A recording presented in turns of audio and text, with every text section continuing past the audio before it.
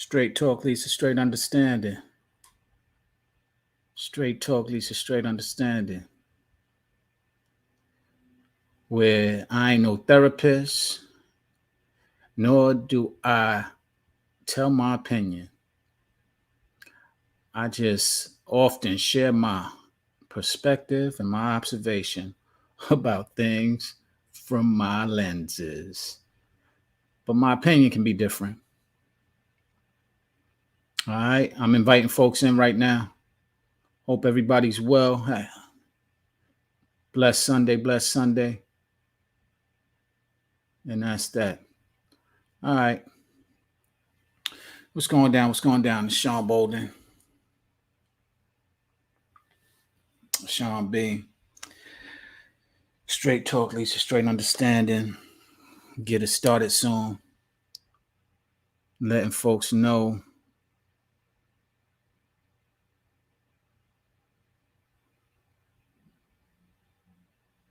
Quran, what up?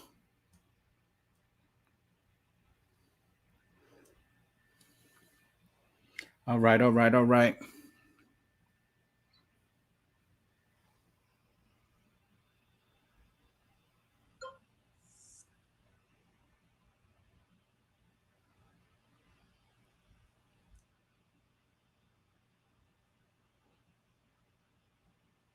right, I was on. What's going on? What's going on? Teray, what up, man? I was talking about you a few weeks ago, me and AG. Yeah, we was saying how you was one of the leaders as far as giving us good. Happy New Year, brother. Yeah, man. Yeah. So yeah, we was hollering about you last week, Ray, talking about how you was one of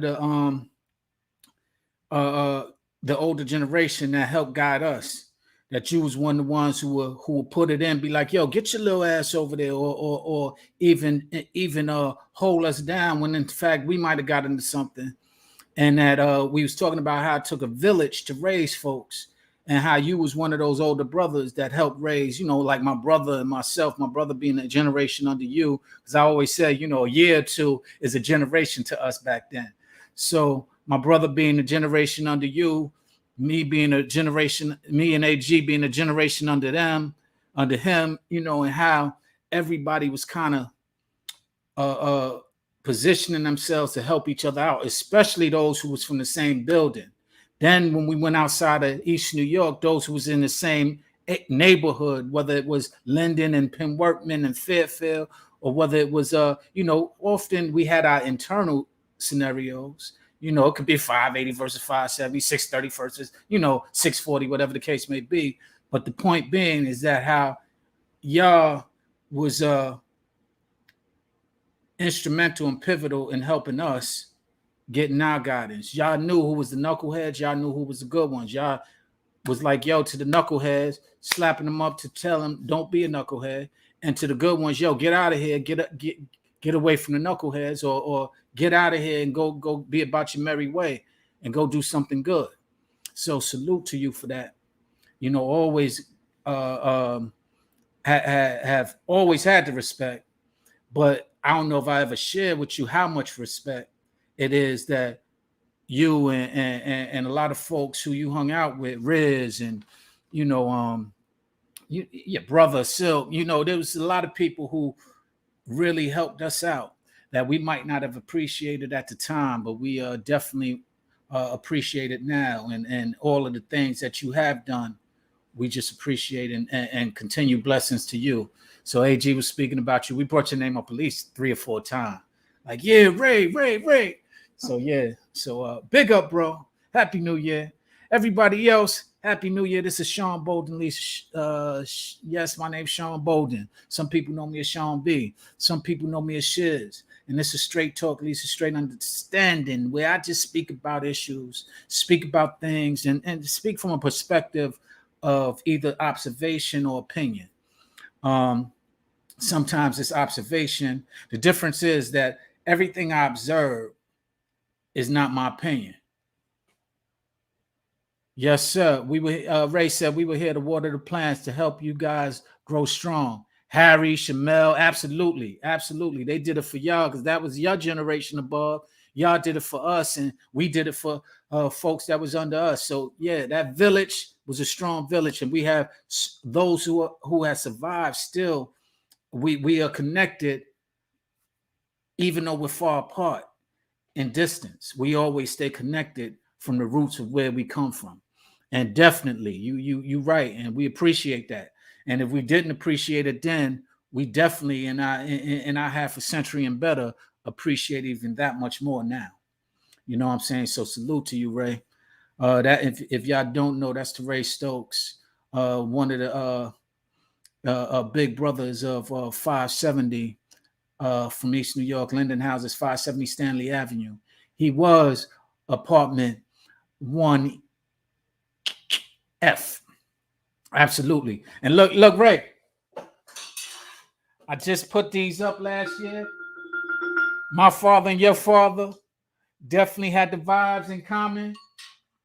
You know, lit up the vibes, was nice on the vibes, and that's my contribution and my I guess yeah, definitely the love that I show to my pops is through them vibes, and I show the same love to your pops. Pops is Boosie, so Mr. Stokes, appreciate you as well.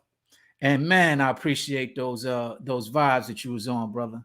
My pops was on them, and man, I learned so much musical influence in me in the music industry. That's part of the foundation and the roots of my musical background is those musicians who were in my life. My father being one of them. Your father, Mr. Stokes, Mr. Boosie Stokes, as we call as the adults called him, we called him Mr. Stokes, and they knew him as Boosie. So big up to him as a musician who had the sound of the hood, just vibing jazz, just feeling good, and he was nice with him. They both was nice with him. So I ain't nice with him, but I got it as a tribute to my pops, and I'm gonna start tinkling them. You know, I just put them up last week. So yeah, definitely. Yes, sir. Yes, sir. I know, brother. I know your pops passed, and definitely my condolences. Of course, I knew that. I knew when that went down, and I said prayers and sent my condolences out your way. And man, yeah, my pops passed in '97, so you had him about a decade and a half more than I had mine, and you was able to hear them sounds a little longer. But we was blessed to be able to hear them sounds and grow up in those sounds, grow up around that music. You know what I'm saying? But definitely, man. I know you miss waking up to it. I miss waking up to it too, man. No one will ever know that feeling of waking up and just hearing the jazz music playing and then playing to it or then playing the jazz music because it's a sound unmatched. I give my mom's love. You do the same, bro. You do the same. She out here with us right now, so definitely I send her love.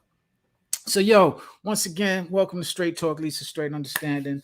I got some topics that I'm gonna talk about. I don't know what y'all wanted to talk about. Anybody want to chime in, raise your hand, or just ask to be part of it. And I would love to have conversations in person. I will try and read as many comments as I can while they're coming in. I have Facebook over here, I have Instagram over here, and I have YouTube down there. If you're not already subscribed, I asked last week, could you go to YouTube, type in Sean Bolden, SeanBouldin, and just hit subscribe. You know, I'm trying to get those numbers up, trying to get some love over there on YouTube, trying to transition over to YouTube. So maybe I can create and make this into a more significant thing. All right. So with that being said, I'm gonna segue into maybe some of the topics. Again, I'm Sean Bolden, Sean B, whichever you know me. All right. So good talking with Teray. Yo, I had, like I said, I had AG on a couple of weeks ago, and it was a pleasure. And we spoke about Teray and how he gave a lot of us some guidance, a lot of us in my generation some guidance because he was a generation above us, and we always appreciate that. And I'm not live on Instagram, but I'm going live right now. Man, All right, I just got on live Instagram. I'm live over here on Facebook. Welcome to Straight Talk Leads to Straight Understanding. Go to YouTube, type in Sean Bolden, SeanBouldin. And yes, definitely. Is there any way I can pull up earlier episodes? Yeah, you can go and look at earlier episodes. I'm not sure exactly where they are on Facebook, Ray. But there's definitely what I'll try and do is the episode I'm talking about. I'll try and send it over to you. I know on Instagram, I have it directly. He was on the Instagram page. So if you go to Instagram, Sean B, there's a straight talk leads to straight understanding where you can go and find those. All right. What's up, Mari? And so, yeah, you could definitely see that one that he was on and what we was kicking on Instagram under Sean Bolden. All right. So, yeah. So first and foremost, I had a couple of topics that I was thinking about. I'm not sure exactly which one I want to touch on. Let's talk about some current events. Let's talk about some entertainment real quick. Yes, definitely. Tell Malika I said what's up too, and Silk as well. Definitely. Let's start with this. Kwame Brown versus Gilbert Arenas. I don't know if y'all been watching it, but I was looking at it. I actually looked at the interview when they was going at it with each other. And what I understand and what my opinion on it or what I observed was that Kwame was just like, yo, keep my name out your mouth. Gilbert was like, yo, I ain't say nothing but positive things about you. Kwame was like, yo, I just asked you not to say nothing. What you call positive, I don't call positive because the spin that's being put on it, I feel is detrimental to me. And I didn't ask you to say anything positive. I didn't ask you to say anything negative. I asked you not to say anything at all. And that's what you did not what up though? That's what you did not respect. And so Kwame was like, yo, I held you down when you came to DC. And he was on some old, yo, well, that was what you was there for. I know who to hang out with. And Kwame was like, I was a number one draft pick. I was there to play ball. I wasn't there to hold you down. I just did that because you was my teammate. I did that because, I saw that you was basically a victim. And so I didn't want you to be victimized. And you sitting up there putting on all this jewelry. And man, that's something that I'd be like, yo, I said in the rhyme before, I was like, yo, everybody want to be a killer, see a movie of the mob, and they want to be the Don, but yo, you're just a pawn in this sea of madness. Think you're swimming in dope, but only drowning in the sadness. You don't need no apparatus to establish your status. Diamonds with carrots as a higher stake to your cabbage. Protect your neck, that theory is sensible, but guarding those material, distraction is principle. Now that right there, Happy New Year, G. Happy New Year, y'all. Is what Kwame was saying in the first place. He was like, yo, you getting all these jewelries and you can't even protect yourself. I got to go out there and hold you down. And so I held you down. Me and my brother, we held you down. You were sitting there. And now when I ask you privately, yo, just don't say nothing about me. Tell them if they want to say anything about me to go ahead and ask me. You ain't got no comment on it. But talking, and while you might have felt what you was talking about was positive, Gilbert, what Kwame was like is I didn't ask you to talk about anything, and when just like you didn't ask me to hold you down, but I held you down, and you want to say, yeah, I held you down and all that, but yeah, that's not what I don't want to be known as a cat who holding people down. I just want to be known as a respectable cat who's trying to do my own for my community, and they're not letting me on the platforms. Why y'all talking about me is what I don't understand and what I don't like people bringing up to people like yourself, my ex-teammates. And if I got a rapport with you, I'm asking you, yo, don't say anything about it. Ask that man. So that's like if my brother said, yo, if Ray or somebody said, yo, Sean, yo, don't say nothing about me, man. I just asked that of you. And out of respect, I'm like, all right, yo, you got it. Then they ask me, and I'm like, yo, but and then they come at me like, yo, I asked you not to say nothing, not to say anything, especially to people who are of that background of your word is your honor, means don't say nothing at all. It doesn't mean say good things, because you don't know what good things could be detrimental to the person who asks you not to say anything.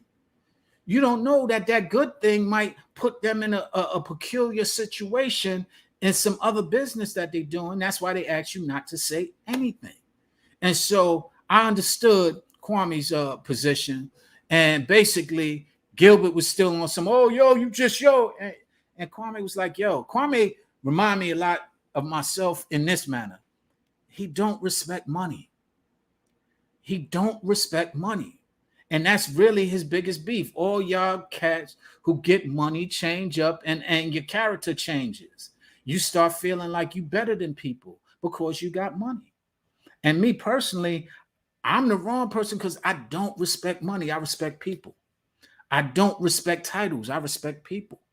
So if in fact you claim, you think your money's gonna earn you the respect, and that I'm supposed to just be sitting there, what's going on? I'm supposed to just sit there because you got money, and I'm supposed to respect that you got money. You got the wrong one. I never respected money. Now I respect how you got your money. I respect you for getting it, whatever. Yo, cool. I can respect that. But because you got it doesn't earn you the respect like it does most of the people you have around you. You know, people with money a lot of times like getting people who want to just respect the fact that they got money, or sitting there trying to scrape up the crumbs from everything that they got. And they basically opportunists, just waiting for the crumb of an opportunity to come so that they could go ahead and see what they can make out of it. Gee, I hear you. Moral over money. That's how I feel. And that's what I think Kwame and myself, we have in common, and what he was trying to express to Gilbert Arenas, who basically is on the same thing that a lot of people with money sometimes lose their common respect towards others. And that's why I don't respect it.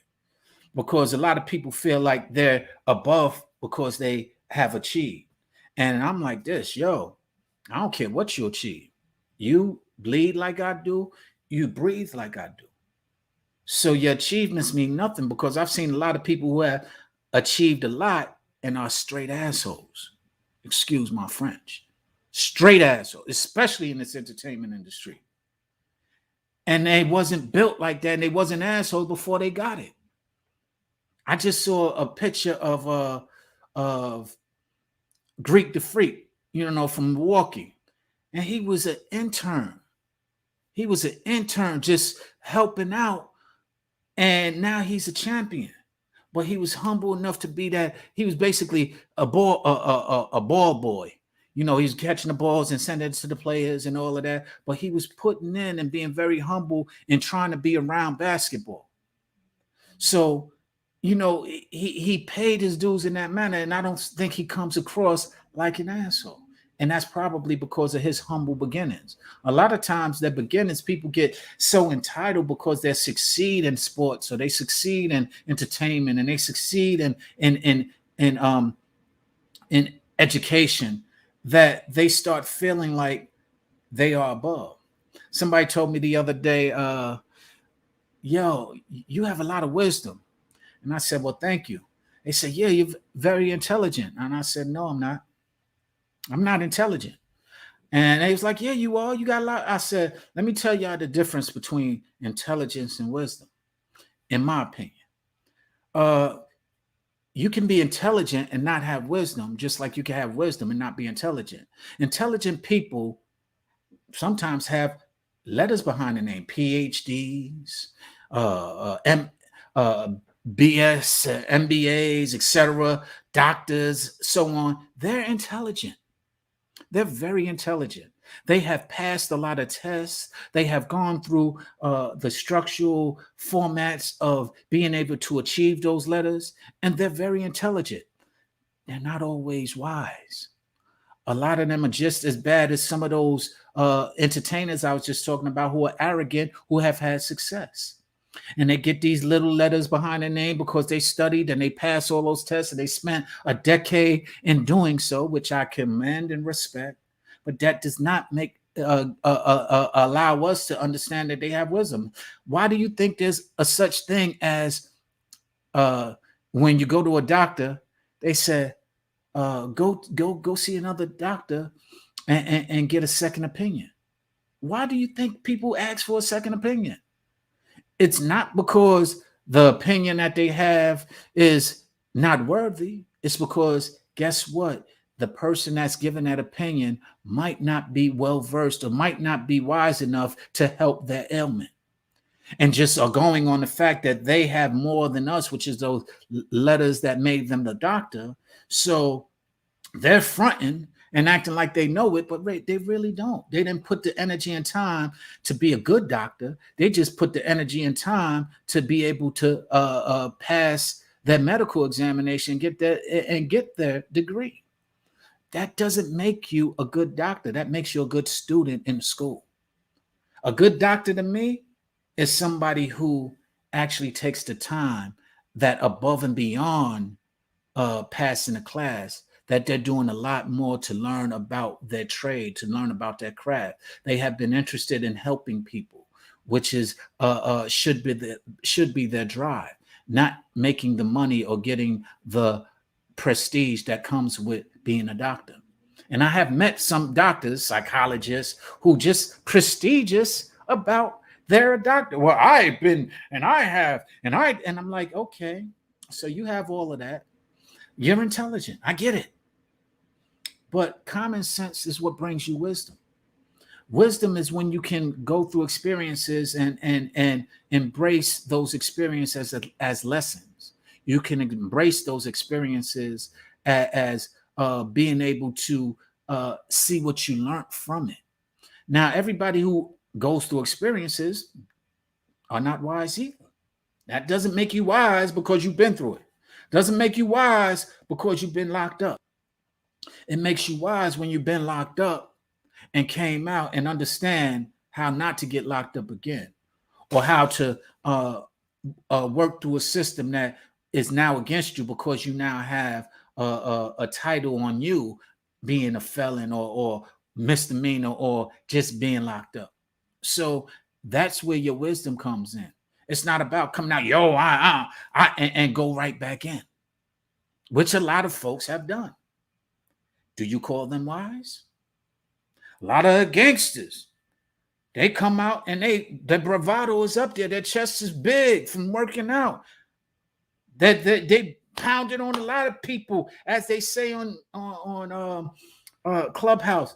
They push the knife. What does that matter?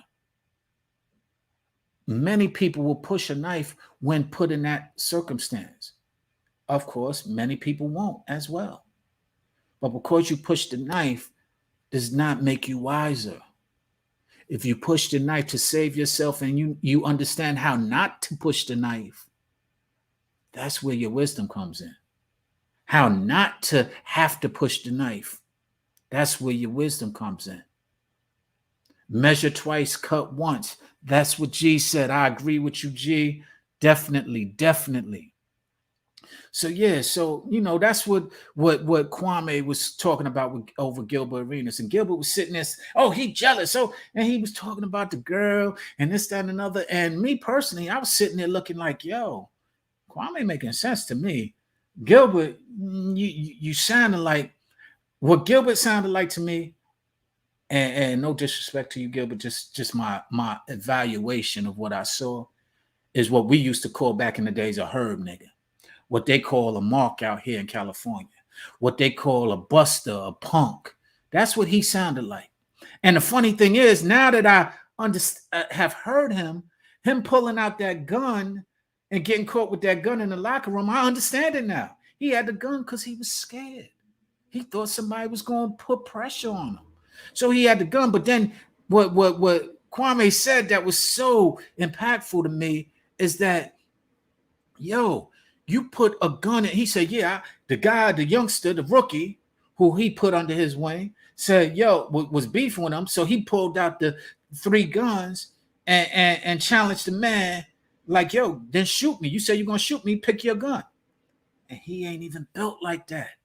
It's what came out later on. So you challenge that man who you have a little bit more, let's say, prestige then, because you are now the superstar, and you challenge the young rookie, who a lot of times rookies be getting sunned, and you challenge the rookie to go ahead and you pull guns out in front of him, and he questioned you. He said, would you have pulled out guns in front of a white man? He said, well, no white man threatened to shoot me. But you ain't answered the question. Would you have pulled it out in front of a white man? And if you would have said yes, which you might have said, I might have missed that, what would happen when that white man shoots you? Because he ain't got the same admiration or respect for you that that young rookie had, because you took him under the wing and you helped him out. So you playing with the man's, you humiliating the man indirectly, but yet you want to call yourself the bigger man. Meanwhile, when the man just said he was holding you down because you were pussy, excuse my language, and he was holding you down, and now that you have made all of these accomplishments, you sitting there making and making your young brother, who now you can basically bully, and you being a big bully to him when you was being punked and nobody was bullying you. That's horrible, man. And that's why I say I don't respect money. I don't, because it gives people that position to be able to have the money and then act like and start bullying and using that money as leverage to put people in a position that they didn't like being put in. They didn't like being punked. They looked for protection from people like a Kwame Brown. He didn't like being punked. So he went out with those guys so that that guy could risk his life to protect you. And that guy was just out to have fun. He was the same age as you. That goes to, I have some people who have been like that.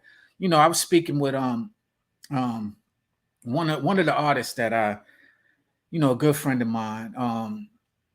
He goes by the name of Sun Doobie. I saw an interview with him the other day, right? And he's my man. He created some opportunities for me that I would never have had. Like, he took my brother and I to Europe recently, maybe about 10 years ago.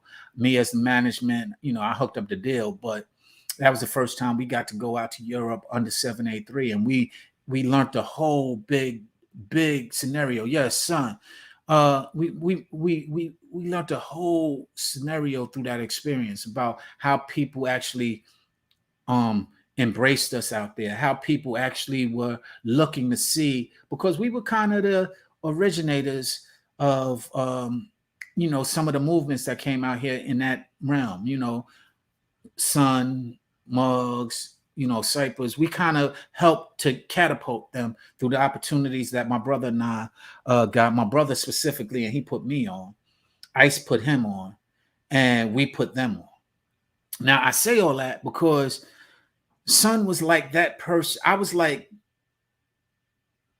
Gilbert Arenas was Sun, and I was like Kwame Brown. And not to say anything about that, Sun is talented. I like, I give him his props. But when I saw the interview and he started giving credit, Muggs and the B-Rail, and did not give credit to my brother or vaguely gave credit.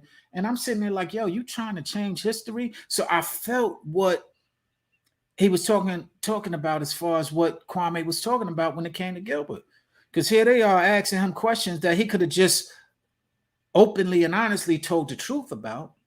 And maybe I'll give it to him. Maybe he didn't recall it that way. But, bro, you wouldn't know Muggs without Brett and I. That's just the reality. You wouldn't be rhyming without Brett and I. It wasn't he might have got you a recording machine that you said, but guess what? You would not have been rhyming had it not been for me and my brother. And we ain't looking for I ain't looking for, but I definitely don't want you to sit there and change the narrative and to where we miss. Oh, cool. G said she saw Muggs. I ain't see Muggs at Stretch and Bobito either. Well, that's true. I brought Son a stretching Barbito, but that's a whole nother story. But as I was saying, Son literally like was Gilbert Arenas to me. Y'all call it what y'all want. I ain't ever tried to say I'm the best MC, this, that, and another, but he understood my skills and never questioned them. And he did what, and I held him down. Son says, yo, I was in East New York. He was in East New York at my mom's apartment, 7A, in the house, listening to rhymes and learning how to rhyme while while sitting in my mom's crib. At times, speaking with mugs, talking about, and talking stuff about me and my brother in my mom's crib. And we let that slide. You know what I'm saying? My mom's wasn't feeling too good about it because, I would feel bad if I did something to Son because I knew he wasn't built like that. No, nothing against Son. It's just the truth. Straight talk. It's just straight talk. So when I saw the interview and I saw some of the things that he was leaving out, and then I saw this interview with Kwame and Gilbert Arenas, I understood why I could side with Kwame instead of Gilbert. And Gilbert he might be a better basketball player. He definitely had a better career. Son might be a better MC. He definitely had a better career. But the point is, don't downplay it. Don't, and he would never do that in front of me. But I just feel like out of sight, out of mind happens a lot of times. And all I ask is just to be straightforward. Just be honest. What Kwame asked was to keep my name out your mouth. What I asked is, just have a great recollection of what went down. All right. Don't sit there and miss pieces and forget that if it wasn't for us introducing you, you wouldn't know a Muggs to hang out with. Muggs will tell you himself, Son was Sean little homie. That's how he met Son. If you don't believe me, go look it up. I done seen him say it in interviews. Yo, Son Doobie, that was Sean B from 783 little homie. And that's what it was. And anybody, I won't get into no stories about Son in East New York. Some of y'all know it, some of y'all don't. But the point being is I had to hold him down. I held him down. And so I say that to say, I don't respect money. I don't respect success for reasons of that. A lot of people are very intrigued by the money and the success that a lot of people have had. Does not make them honorable, does not make them moral, does not give them integrity, does not give them character. And when somebody who questions their character, you want to hate on that person because, that person just hating. Y'all might think that I'm hating. I love Son. That's my little brother. I ain't hating on him. I'm just being straightforward and telling straight talk. You know what I'm saying? So, and God bless him. I managed him for some time. I still, wherever there comes in people who know who I manage him, I still run a page. Welcome to Doobie Land. You know what I'm saying? I still run that page. Man, Ray just hit it on the nose, man. He said jealousy rears its head in different ways. In any loss, we don't lose the lesson. And that's absolutely right. But you know what's funny, Ray? Jealousy can raise its head. But there are times with certain people, it doesn't raise their head because they're just not built as a jealous person. And those are the people that I tend to, gravitate towards. People who don't, exercise that spirit of jealousy. Because, we all can have it. We're human. But being mature enough not to exercise that spirit of jealousy is a characteristic that I actually commend. I actually, I feel. Ray, I never in my life picked up a spirit of jealousy from you between you and I. As a matter of fact, only thing I picked up was a spirit of support. I remember you supported my nephew CD. I asked you, I said, yo, you got $10? You was like, $10? Yeah, I got 10. You gave me $10. And I was like, he was like, what you need $10 for? I was like, yo, my nephew got a little CD. We putting it out there. Here you go. This is a CD. And you was like, all right, cool. You may not ever listen to that CD. You might have just used it as, you might have threw it away, you might have lost it. It doesn't matter. You supported it. And that's not a spirit of jealousy. That's a spirit of brotherly.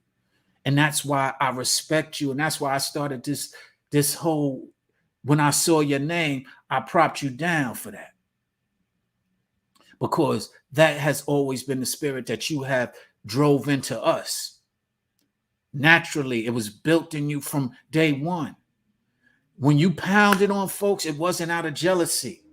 It was out of characteristics that you didn't like, that you felt was not fair, or you just didn't appreciate somebody's character, and so you addressed it. Same with me. I never have been, negative to anybody, or as they would say, I never done anything to anybody who didn't deserve it.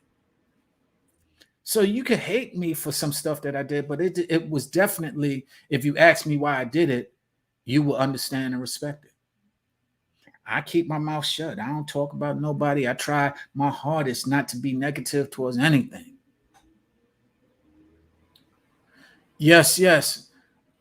Ray said, I mean, to omit you from the original story, people will be with you and be in their feelings. You're right. And quite frankly, that's why I felt, a lot of people who accuse people of jealousy often have that spirit of jealousy. And that's why they recognize it as such when the person is not being jealous, because they have made it financially, or the accolades of what they have achieved. And they have turned that into what they are proud of and what they value. And basically, whatever you value is what you start putting a lot of shine onto. And quite frankly, that's what I'm speaking of. I don't value the success that everybody does. EQ, what's going down? So just because you have success, don't make me value you. I value you because you have been respectful to me, and I, in return, am respectful to you. You have had success, and I am, in return, admire and support that success. And I challenge people to do so. I challenge people to support other people's success. They say the crab in the barrel mentality, and then they say, well, crabs shouldn't even be in a barrel in the first place. And I agree with that. But at the same time, if you're in that barrel and you pull somebody down, whether it be by the circumstance, when you get to top, if you're reaching back down to pull somebody up, I ain't mad at you. Because I can't sit there and knock you for your journey. But when you achieve where you're at, and you then start helping folks, that's what I admire. I don't question nobody's methods, only the results. And if your methods allowed you to get the results to where you are, and then once you receive those results and you start helping others achieve their results, I admire that. And that's just my opinion. Everybody won't agree with me, and I'm not asking anybody to agree with me. But that's straight talk, straight understanding from Sean Bolden. All right. So all that to say is the Kwame Brown, Gilbert Arenas situation.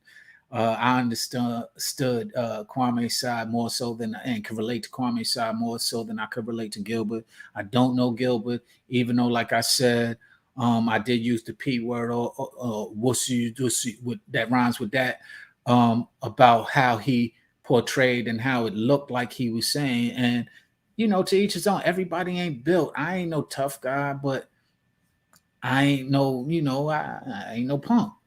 I that's just it. I'm not, I ain't the best at anything, but I will stand on it. Whether I get beat down for it or whatever the case may be, I will stand on what I believe in. And that's just me. That's how I was raised. That's how the Bretts, the Terrays, the Chamels, the Harrys, the Riz, that's how they raised us. That's how Linden houses, if you was outside and not inside the house, you was raised. People who came to visit me in Linden, they stayed in the house. The people they stayed in the house. Only came out when I was there. when I walked him downstairs. I didn't even realize that until one of my people who said I was his first trip to New York. He stayed at my neighbor's house, Miss Reed in the 7D. I was in 7A and she wasn't there, so she allowed him to stay in the guest room where Leeton used to stay. And so he was like, yo, I never left the crib. I called you to go downstairs. And I didn't realize that was going down. I told him, yo, this is what you do. He said, yo, you told me when you get to the building, I dropped him off, right? I was like, all right, now just go walk to the building, walk upstairs, get on the elevator, go straight upstairs and go straight to the apartment. I said, don't say nothing to nobody. Don't eye nobody. Just go straight and do what I asked you. He was like, he thought I was joking, he said. And I was like, nah, just go straight to the building. And so he went, walked straight. But he said, yo, I was in East New York and man, yeah, it was pressure like that. And I didn't realize it because those were my people. I knew everybody in front of the building. So it was like, if they would have stepped to him, I'd have been like, yo, that's my piece. Oh, shit, I know, and that's what that would have been. But he just did. He followed the directions. And I didn't realize that I had to give those directions. He said, matter of fact, he said, you're going to look in the corner. You're going to see some piss or a bottle of liquor in the corner. Don't worry about that. Yo, what's up, Ingrid? What's up, Ty?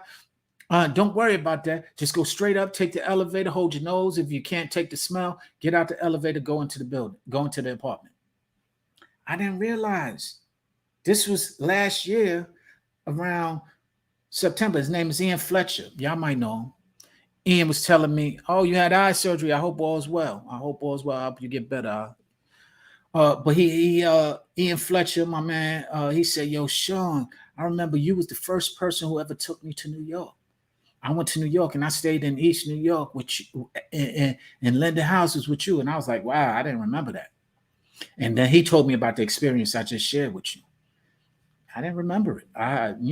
That's not something that, that was regular to me. That wasn't something that so he explained his scenario and I was like, wow, okay. But the point being is that he wasn't built like that.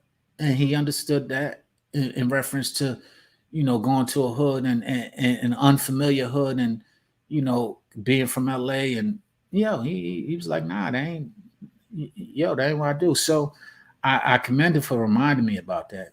But I say all that to say that I don't, I respect when people respect who they are and what they are. And I only expect people to do that. Yeah, all outsiders were fooled back then. That's what Teray just said. Shoes. There was some insiders that was fooled, Ray. There was some people who stayed in their crib and often, and when they came out, they were fooled. So you absolutely right. So it wasn't just outsiders. It was, if you was fooled, you was fooled. And what fooled is, for y'all who don't know, were victims who basically, how a lion preys on a gazelle. Well, guess what? If the gazelle is strong, you still got to eat. So you going after that gazelle and you chasing them down. But if there's a weak gazelle, that's easy pickings. You going and you just going to eat.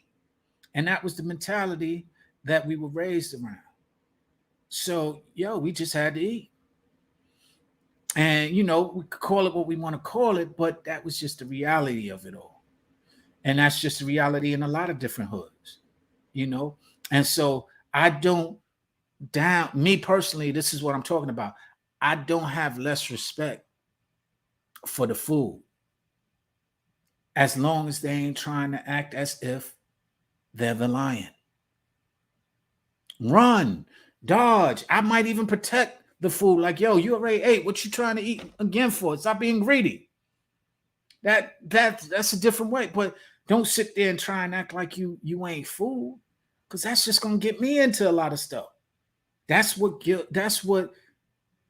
Kwame was saying with Gilbert. You now, because you're in position, you acting like you wasn't fooled. Yo, you was food. I never disrespected you as food. I never could, because I saw your characteristics, so I didn't respect that, but I never disrespected it. I could have took advantage of you as food. I could have been the one putting you under pressure, making you, pay my brothers and me to go out with you. Like you said, I was your bodyguard. I could have made you pay for that, but I didn't. I just went out there and held you down. And now when I ask a simple thing, is just keep my name out your mouth, you're gonna sit there and talk about, well, I did, and try and posture. So I understood exactly what he was saying. He was like, you weak guy, blah, blah, blah, blah, blah, blah. And I understood it, because what Gilbert admitted to is I was fooled. I ain't that tough guy.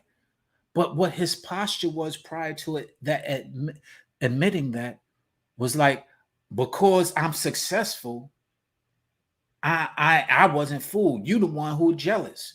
You the one who just take a shot. You the one, and he's like, yo, stop doing that. Stop doing that. And that would be like if my man who I was talking about earlier came at me talking about, oh, you man, son, really? I know you. Like he said about the I know you. Everybody else, I ain't even trying to sit there and embarrass. I know you. I remember going out as his manager, folks was like, yo, I know this. I'm like, yo, I'm in a position that you might not be in. And he can actually posture on you. He's not gonna do that with me. Nah, you don't know. All right. Promise you. Hasn't been back to Europe without me since. You know why? Because I tried to warn the promoter, like, yo, there's a value in me being there. There's a value in me being able to level things off. And the value was lost because you felt there was no value. And now you trying to sue him and talking about, well, he messed up a show and him and Ralph and blah, blah, blah, blah. And I'm like, yo, that could have all been avoided. But you had it under control according to what you're saying. Let the bells ring. Yeah, G. That was Son's first debut as an MC. And it was a public service announcement that we did. That's why I was never on an album, and that's why I was never anything but a video, because it was really a public service announcement that was funded through the school system out here in LA. And they funded the video. As a matter of fact, the suits that we had on was Carl Kanai's first suits that he made. Those little brown and tan suits, Carl Kanai made those before he was Carl Kanai. He was Seasons at the time. And it was us showing support to yet another brother who came out to Cali, who was from East New York. A lot of our East New York folks knew AZ and knew Carl. We didn't know him, but they knew him. They was from like Star City and on that side, and they were a little older than us, so we didn't know them, but they was from East New York. So we was like, yo, we getting a little budget.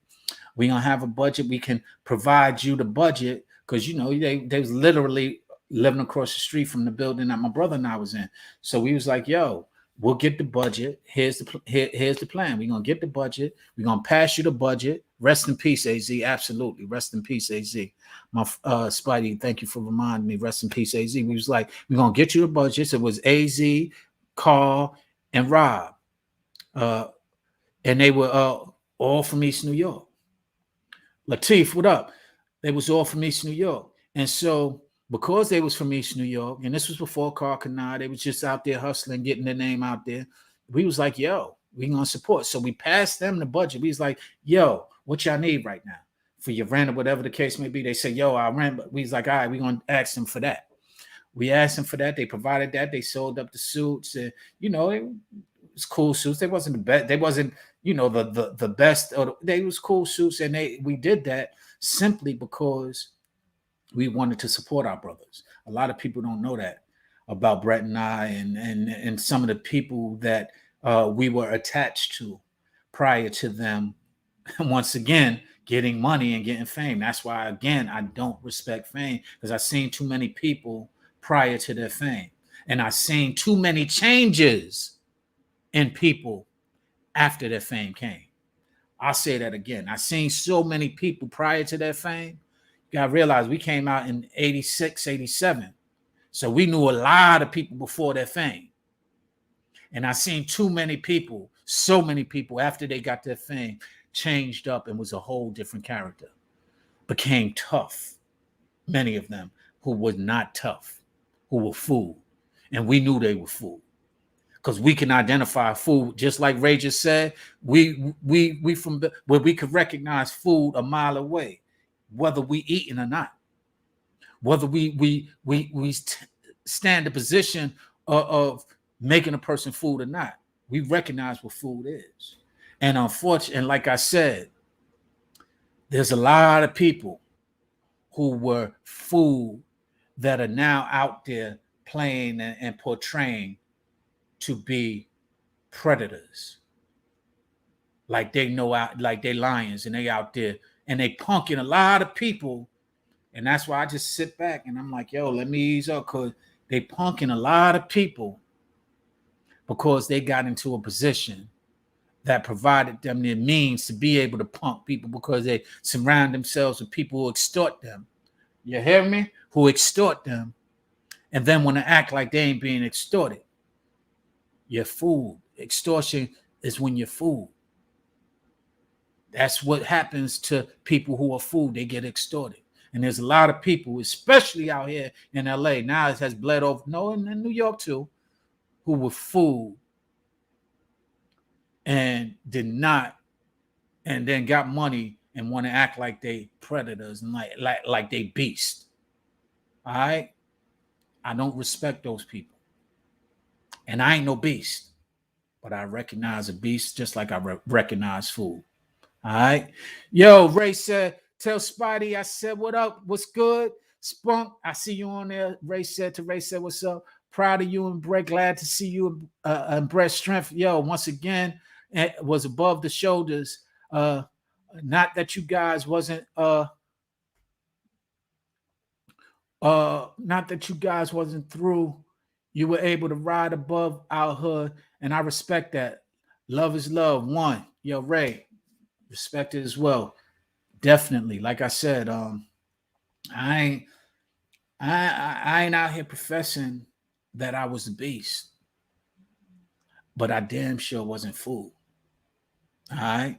That's just a fact. I wasn't a beast, but I wasn't fooled. And to this day, I am the same way. I'm not a beast, but I ain't fooled. So when some of the people who are in, and this is why I don't respect money, because some of the people who hire people in this industry, and that's why people never understood why you ain't, because there was a lot of food in those place who owned those companies that was trying to act like beasts. And when I would call them out on it, they wouldn't say anything, but then it would ostracize me to where they wouldn't want to do business with me, because I might expose that they were potential food back in the day. And so they didn't want me to be part of or involved in their organization, because they felt that I might expose that. You know, I've been in around a lot of beats. Like, for example, last label I worked at, this is an inside story, a Joe exclusive, as Fat Joe would say. This is a Jopra moment. This is a Sean B exclusive that y'all might not ever know. All right. My last job that I worked at a label was at TVT, prior to them going bankrupt. All right. TVT, Steve Gottlieb was the owner. And, you know, basically, yeah. So we had these artists, and my man or the cats who was running the artists, who were the beast, happened to be from East New York. They lived in Dallas, but they happened to be from East New York. So they was out there in Dallas being beastly. And I happened to go out there, and, you know, it was Christ and my man Jay, and Beast. I understand. Like I said, I recognize it. So they was playing. Steve was playing with their money, and so me being a label rep, and they was feeling kind of way, and they was like, "Yo, what's up?" So they said, "Yo, let's go talk in the room," and we went and talked in the room, and we had a lot more in common than they had known, and like I said, ain't no beast, but they could recognize I ain't no fool either. And I went in to Steve like, yo, stop playing with these men money. Stop playing. It was like, yo, what happened? I like, yo, it wasn't nothing. We had a conversation. It wasn't nothing that, we had a conversation and we spoke. But basically what it boils down to is you playing with their money and stop playing with their money. So I went straight to beast mode on the person who's owning it. Like, yo, you sitting there, you putting people in very uncompromising positions. If in fact I didn't understand where they was coming from and wasn't able to relate to them and translate to them that I understood and we, that I wasn't part of that situation, you would have put me in a messed up position, like you had one of your other workers who got pounded on by artists because you was playing with that artist's money. So I went to him. I was like, yo, it's all good, but I'm gonna tell you like this, man. Stop playing with people money. Give them what they either say you ain't gonna give it to them or give them what you say you're gonna give. And we then had a different understanding and respect. But I'd never played that with anybody. I'm like, yo, fair is fair. I always been one of fairness. Fair is fair. And so when that went down, big up to Christ, the Jux. I loved his book. Big up to James J, who also worked with me at TVT.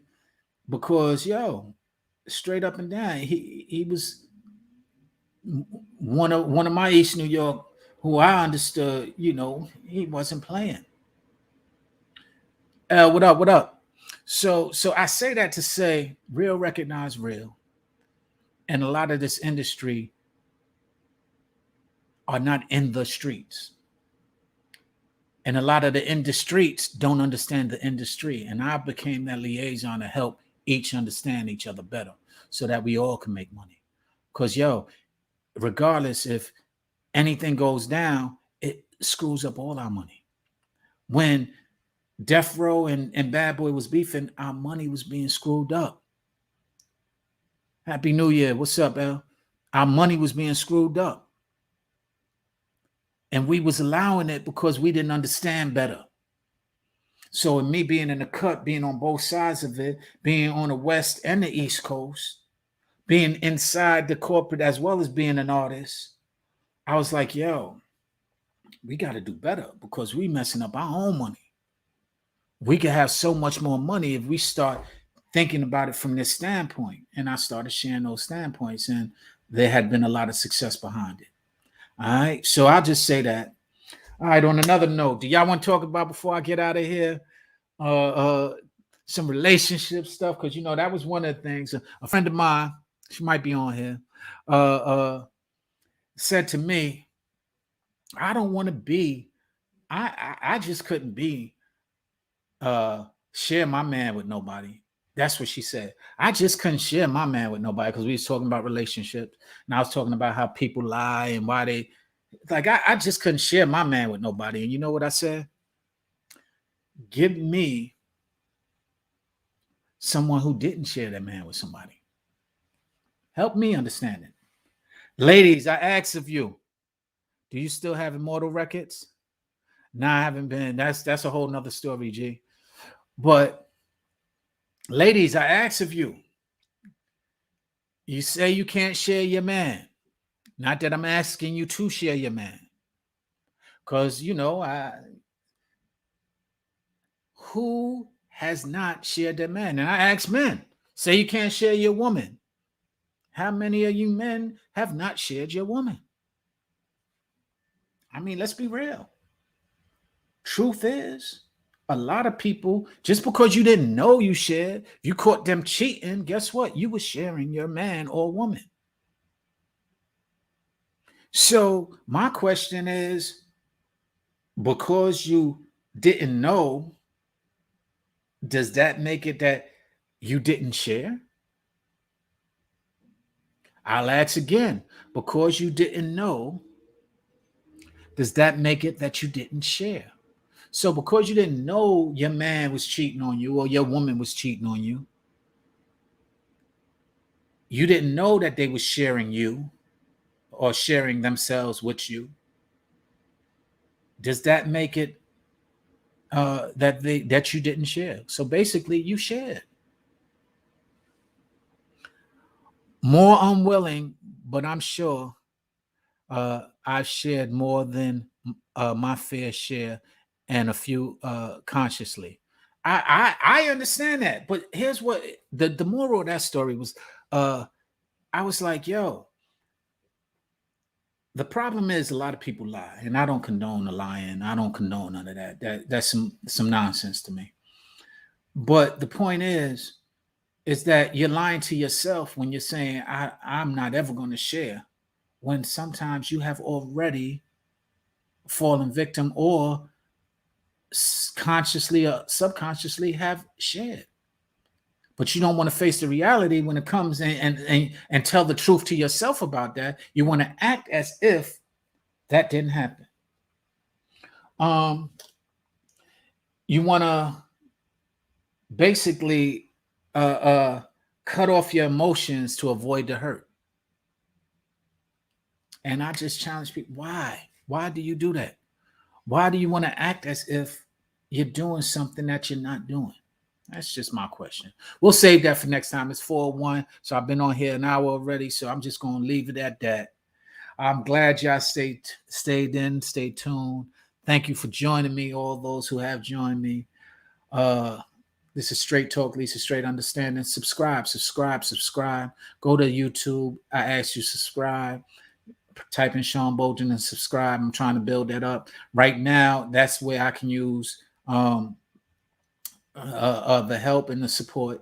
It's just by sharing or liking and all of that stuff. I'm probably about under 20 people right now. I want y'all to see it grow like I want to see it grow. So I'm telling you now, I'm under 20 people on YouTube. So anything above that, y'all could definitely, I should be able to definitely get some support. Just tap in, go to Instagram. Let me be over 20 next week is all I ask. And maybe the following week be over 25. Just support. I appreciate it in advance. So if you can go, the channel is under Sean Bolden, SeanBouldin. I'm not that well versed in YouTube yet, so I don't know, but part of this is being taped on YouTube through StreamYard. So come to my channel, Sean Bolden. I ask that you subscribe. I thank you in advance for subscribing. Mike, what's up? I'm getting ready to get out of here. This is Straight Talk, Lisa Straight Understanding. I'm here every Sunday, and I will be here more often this year. But right now, I'm here every Sunday, 3 p.m. Pacific Standard Time, 6 p.m. Eastern. I had a long talk about Gilbert Arenas and Lady Di. What's up? About Gilbert Arenas and Kwame today. And I'm just talking about why do people respect success instead of respect integrity? I don't respect success. I don't respect letters behind your name. I don't respect intelligence always. I understand it. Let me rephrase that. I respect intelligence, but that's not character. Just because you have intelligence does not mean that you have wisdom. I do respect wisdom. Intelligence is just you passing tests and getting certain letters behind your name because you have the schooling and the discipline to finish that schooling. Does not make you passionate about what it is that you went to school for. And that passion that I'm referring to is what really shapes your character in your field.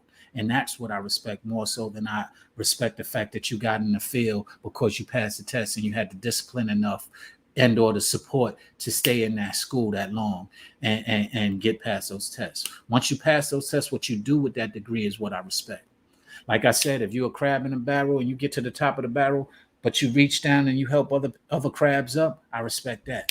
But if you just go ahead and pull everybody down and then walk off when you get to the top of the barrel, I don't respect it. It's your prerogative, but it's selfish. And I don't really respect selfishness. All right. So with that being said, I'm gonna get ready to get out of here. Thank you for joining me again. Go to my thank you. What up, though? Donna, what up, though? Everybody who's joining in, please go to my YouTube page under Sean. Go to YouTube, type in Sean Bolden, and uh subscribe. I thank you for that in advance. All right, with that being said, thank you for joining me. I'm going to leave like this. Heavenly Father, I come to you today to give you the praise and honor that you so rightfully deserve. I thank you for your lessons. I thank you for your guidance. I thank you for the blessings that come through those lessons. I thank you for the good. I thank you for the bad. I thank you for that which is in between. I thank you on behalf of everybody who is now with me, who has joined me in this straight talk, at least a straight understanding. And I thank you for those who will see the straight talk and straight understanding and their loved ones. To all those who I know and love, and all those who know and love me, as well as those who don't, I pray for and I thank you for having your spirit be within their lives. However they know you, whether they love me or whether they hate me, does not matter. As long as they know you is all that I care about. If they name you Christ, if they name you Allah, if they name you Moses, Muhammad, whomever or however, God, body, peace, earth, God, however they know you is how I'm acknowledging you on their behalf and praying to you on their behalf and asking you to have good wishes and good blessings in their life. Thank you for everybody who's healthy. Praise those who have COVID, allow them to get better. Be with my daughters, be with my mama, be with my brothers, be with my family, be with my loved ones, be with my enemies. And I say these things humbly, Lord. I say these things in your Son, Jesus Christ's blessed name, Lord. Or however those who I'm praying for may know you or acknowledge you. Amen and amen. And before I leave, thank you. I appreciate that, G. Before I leave, hey, Da, I want to say blessings to Sidney Poitier. He's a pioneer that laid out the groundwork for a lot of the Black actors, producers, directors that preceded him, that have opportunities right now. There will be no us without him leading the way. And so he lived a blessed 94 years on this earth. And I just want to commend him and salute him for all that he did. I didn't know the man personally, and his success is a success that I do admire and I do respect. So, out of respect to his family, I send my condolences. And I thank you, Lord, for blessing him for 94 years on this earth and blessing us for a lot of great works that he was groundbreaking with. A lot of the producing and the directing that he did with his comedies and a lot of the serious roles that he took that helped us combat some of the social dilemmas that we were going through. I just want to send my respects out to him for that. Rest in peace, Mr. Poitier. And rest in peace to anybody else who has lost a loved one. And blessings to all those who are going through this coronavirus. Be safe. Like I said, just because you got the vaccine, don't make you a superhero. So don't be out there, thinking you Superman or Superwoman and that you cannot get COVID because you got the vax. Leave that alone. I know too many people who have the vax that have COVID. So with that being said, be safe out there, be careful out there, stay quarantined, and love you all. Peace, unity, and love, as they would say. Sean Bolden, Sean B, straight talk leads to straight understanding. All right. All right.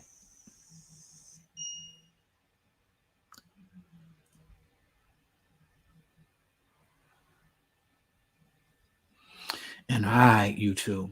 Don't forget, subscribe.